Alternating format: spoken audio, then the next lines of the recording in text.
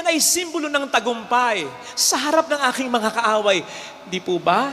Kung meron mang napakasarap na tagumpay, ay yan ay sa harap ng mga tao na sa'yo'y umaaway o ng mga problema mo sa buhay. Wala nang masasarap ang tagumpay kung sa kabila ng lahat ng nangyayari sa'yo, sa tulong ng Panginoon ay napagtagumpayan mo ito.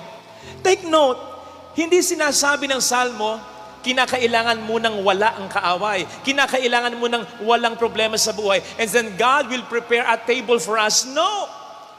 Yes, may blessing kapag walang problema. Blessing yan. Pero wag natin kakalimutan that even in the midst of sufferings and problems, God can still and will still even more bless us.